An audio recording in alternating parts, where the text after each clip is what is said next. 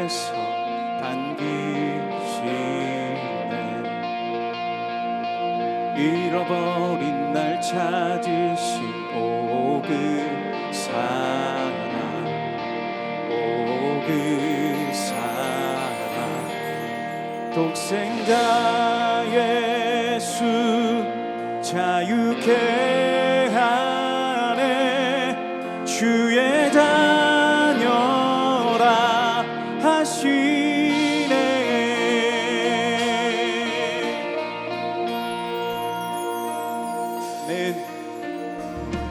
내 모든 죄에 속하신 주의 은혜. 나 죄 아래 있을 때 나를 위하여 죽으신 예수, 독생자 예수 자유케 하네. 주의 자녀라 하시네. 아버지 집에 거할 곳 있네. 주의 자녀라 하시네. 택하시고 지키시며 날 자녀라 하시네. 그의 소유 삼으시고 날 자녀라 하시네. 택하시고 지키시며 날 자녀라 하시네. 그의 소유 삼으시고 날 자녀라 하시네. 날 자녀라 하시네. 독생자 예수 자유케 하네. 주의 자녀라 하시네. 아버지 집에 거할 곳 있네. 주의 자녀라 하시네. 아버지 집에 거할 곳 있네. 주의 자녀라 하시네.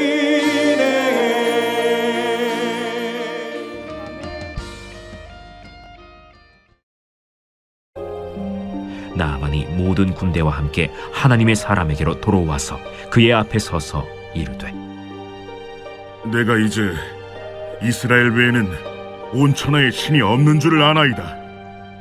청하건대 당신의 종에게서 예물을 받으소서. 내가 섬기는 여호와께서 살아계심을 두고 맹세하노니 내가 그 앞에서 받지 아니하리라.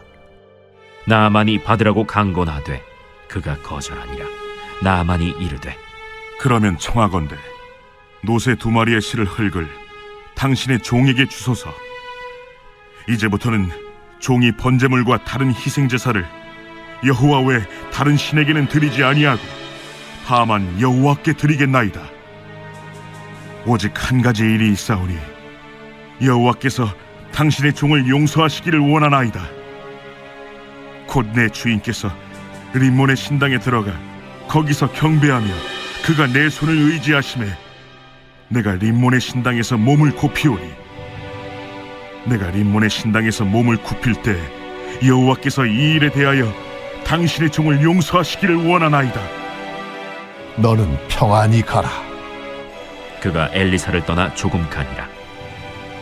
하나님의 사람 엘리사의 사환 게하시가 스스로 이르되, 내 주인이 이 아람 사람 나아만에게 면하여 주고 그가 가지고 온 것을 그의 손에서 받지 아니하였도다.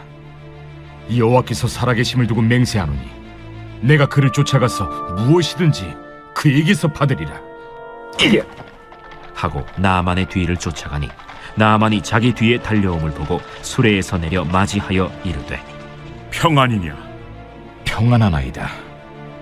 우리 주인께서 나를 보내시며 말씀하시기를 지금 선지자의 제자 중에 두 청년이 에브라임 산지에서부터 내게로 왔으니 청하건대 당신은 그들에게 은 1달란트와 옷 2벌을 주라 하시더이다. 바라건대 2달란트를 받으라. 하고 그를 강권하여 은 2달란트를 2전대에 넣어 매고 옷 2벌을 아울러 2사환에게 지우매 그들이 게하시 앞에서 지고 가니라.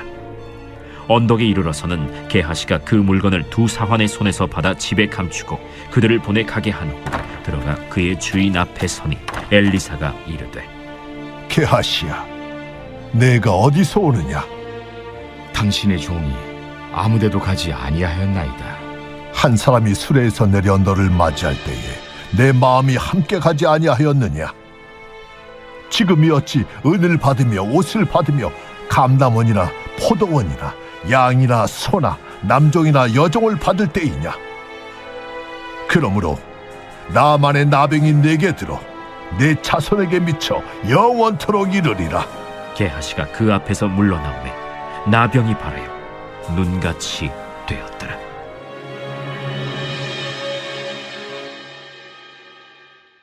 이 새벽에도 하나님의 특별한 은혜와 말씀하시기 있기를 간절히 소망합니다. 오늘 말씀은 정반대의 사건이 한 장소에서 동시에 일어납니다. 조금 더 정확하게는 정반대의 역사가 같은 장소에 있던 두 사람에게 각각 나타나는데요. 먼저는 나아만입니다. 우리가 아는 것처럼 그는 북이스라엘 여호람 왕 당시에 군대 장관이었습니다. 수리아의 아람의 군대 장관이었죠. 성경은 그에 대해서 크고 존귀한 자, 큰 용사라고 표현합니다. 아마도 대단한 사람이었던 것 같습니다. 하지만 그런 그에게 치명적인 약점이 있었는데요. 바로 그의 질병입니다. 그는 나병 환자였습니다. 그러던 중 이 포로로 잡힌 이스라엘 출신 한 여종을 만나게 됩니다. 그리고 엘리사 선자에 대해서 그가 병을 고칠 수 있다는 소식을 듣게 됩니다. 그래서 사마리아에 있던 선자를 만나러 가게 되지요. 기대하는 마음으로 갔을 것입니다. 그런데 기대했던 마음과는 달리 받은 처방이 다소 황당했습니다. 요단강에 7번 몸을 씻으라고 했기 때문이죠. 당연히 나아만 입장에서는 화가 났을 것입니다. 하지만 순종하였고 그 결과 병이 낫게 되었습니다. 지긋지긋하던 나병에서 드디어 자유를 얻었습니다. 그렇다면 이 나아만 입장에서는 신나서 기분 좋게 자신이 원래 있던 곳으로 돌아가고 싶었을 것입니다. 가족에게, 왕에게 이 모습을 빨리 보여주고 싶었을 것이기 때문이죠. 하지만 그렇게 하지 않았습니다. 오늘 말씀 15절처럼 군대와 함께 이 하나님의 사람 엘리사에게로 돌아왔습니다. 엘리사의 다소 황당한 처방에 분노하며 떠났으나 기쁨과 감사로 돌아온 것입니다. 그리고 이어지는 그의 고백이 이렇습니다. 내가 이제 이스라엘 외에는 온 천하에 신이 없는 줄 아나이다. 나아만은 이제 하나님만 섬기기로 결단한 것입니다. 어떻게 이것이 가능했을까요? 하나님의 능력을 체험하며 하나님의 하나님 되심을 알게 되었기 때문입니다. 그래서 겸비하게 된 것이지요. 또 그래서 엘리사 앞에서 자기 스스로를 당신의 종이라고 부릅니다. 엘리사를 하나님의 사람으로 인정했기 때문입니다. 또한 자신의 병을 치유한 것이 이 엘리사가 아니라 하나님이라는 것을 제대로 깨닫게 되었습니다. 이어진 엘리사의 모습도 자신의 치유가 아닌 하나님의 회복을 명확하게 밝혀주고 있습니다. 나아만은 엘리사에게 예물을 받으라고 간청하죠. 회복에 대한 감사, 보답이었을 것입니다. 하지만 엘리사는 한사코 거절합니다. 여호와의 살아계심으로 안 받을 것을 맹세합니다. 나병을 고치신 분이 하나님이시며 자신은 도구에 불과하다는 뜻이지요. 나아만은 계속 강권합니다. 이쯤 되면 못 이기는 척 받을 만한데 엘리사는 끝내 거절하지요. 하나님이 베푼 은혜에 대한 보답을 사역자가 가로채는 것이 옳지 않기 때문입니다. 또한 나아만의 치유를 엘리사는 기회라고 생각했습니다. 어떤 기회일까요? 이스라엘과 아람 왕 및 백성들에게 하나님의 살아계심을 알리는 기회였습니다. 먼저 바라기로는 이와 같은 엘리사의 이 겸손한 마음이 저와 여러분에게도 있기를 소망합니다. 하나님께서는 엘리사와 같이 우리의 삶을 통해서 일하기를 원하시고 기뻐하십니다. 엘리사는 나아만의 치료로 얼마든지 스스로를 높일 수 있었습니다. 하지만 나아만의 회복을 하나님이 증거될 기회로 삼았습니다. 하나님만이 드러날 기회로 여겼습니다. 이 과정에서 스스로를 철저하게 가렸습니다. 오직 하나님만 영광 받으시도록 하기 위함이었습니다.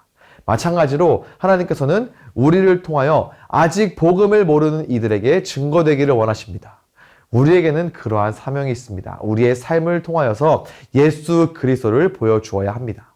이 과정이 어쩜 우리에게 유혹이 될 수 있습니다. 한껏 우리가 높아질 수 있기 때문이죠. 그때마다 기억했으면 좋겠습니다. 우리는 통로가 되어야 함을, 수단이 되어야 함을, 오직 그리스도만이, 복음만이 드러나야 한다는 것을.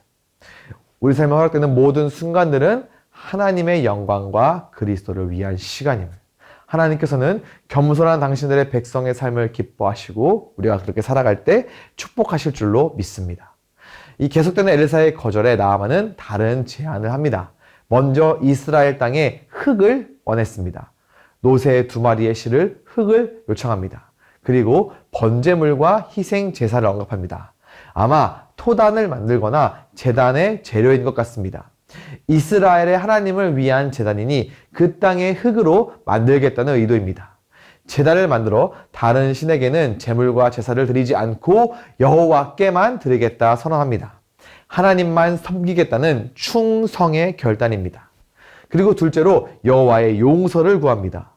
나아만은 군대 장관으로서 해야 할 일이 있었습니다.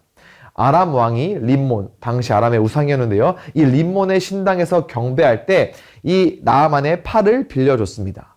왕이 나아만의 팔을 의지해서 신당에서 몸을 굽혔기 때문이지요. 이 왕에게 손을 내주어 보좌하는 것은 왕궁 예절이었고 이스라엘 왕에게도 있던 예전입니다. 자, 이러한 공무를 행함에 있어서 여호와께 용서를 구한 것입니다. 말씀을 보면 18절에 림몬 신당에서 경배한다고 표현을 합니다. 림몬에게 경배한다고 표현하지 않지요. 이 일에 대한 나아만의 송구스러운 마음의 표현을 여기서 볼 수 있습니다.